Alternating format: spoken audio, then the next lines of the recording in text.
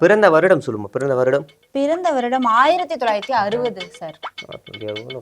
அப்ப தேதி வந்து பாத்தீங்கன்னா 7ஆம் தேதியை சுருக்குது. அந்த கட்டம் என்னன்னா 7ஆம் தேதி 7 கிரகங்கள் இருக்கக்கூடிய அந்த திசையில இருந்து அவருக்கு வந்து அந்த திசையை காட்டுது. ஓகே. யோசிக்க நேரம் எடுத்துக்கொள்வார்கள். எதையும் திறமையாக செய்ய வேண்டும், யாரும் குற்றம் சொல்லக்கூடாது என்று பார்த்து பார்த்து செய்வார்கள். ஆராய்ச்சி குணம் மிகுந்தவர்கள். அதாவது எதையுமே எடுத்தங்கோத்தோன்னு போயிட மாட்டாங்க. இப்போ ஏதாவது ஒரு பதவி வருது இல்லை இந்த மாதிரி வருது அப்படின்னா கொஞ்சம் யோசிப்பாங்க. இதை வாங்கலாமா வேணாமா, பின்னாடி ஏதாவது இது பண்ணிடுவாங்களா அப்படின்னு யோசிப்பாங்க. ஏன் இவ்வளோ யோசிக்கிறாங்கன்றதை நான் உங்களுக்கு பின்னாடி கரெக்டாக என்ன சொல்லுதுங்கிற நான் உங்களுக்கு சொல்கிறேன். சரிங்களா?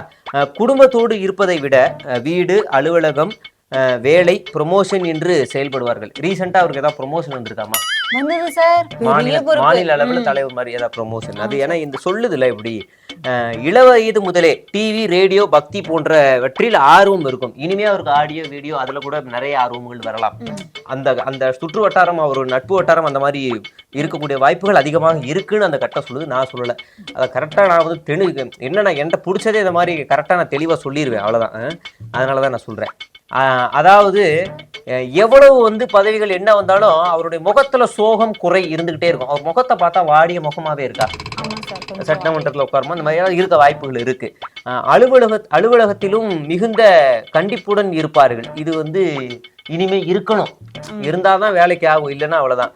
பதவி முன்னேற்றம், உயர்வுகள் தாமதமாகவே அமையும். எப்பயோ வந்திருக்க வேண்டியது கட்சி மாறி அப்படின்னு வந்தாலும் கொஞ்சம் லேட்டா கொடுத்துருக்க வாய்ப்புகள் இருக்கு. ரீசெண்டா வந்திருக்கு. கரெக்டுங்களா? ஆமா. தொழில் செய்வதில் நேரம் காலம் பார்க்க மாட்டார்கள். வெளிநாட்டு வேலை, வியாபாரம், அதிக நேரம் பயணம் இனிமே டெல்லியை நோக்கியே இருக்கும். சரியா சொல்றேன்? Correct sir. டெல்லி தான் இனிமே எல்லாமே.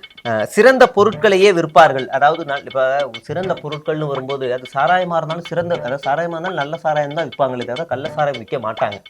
உங்களுக்கு சொல்றது புரியுது நினைக்கிறேன். சிறந்த பொருட்கள் அது வந்து எல்லாருக்குமே பொருந்தும் அப்படின்றத இந்த இடத்துல சொல்றேன். பொறுமை அதிகமாக, மனோநிலையை வளர்த்து கொள்வது, விளம்பரத்தையும் ஏற்றுக்கொள்வது என்றால் தான் வியாபாரத்தில் முன்னேற முடியும். அதாவது இவருக்கு முன்னாடி ஏதோ நல்ல ஒரு விளம்பரத்தை வச்சிருக்காரு. எங்க முன்னாலும் விளம்பரமா இருக்கும். இவருக்கு அந்த விளம்பரம் கண்டிப்பா வேணும். ஏன்னா விளம்பரம் இல்லாம இவர் யாருன்னே பெரிய ஆளுங்களுக்கு தெரியல.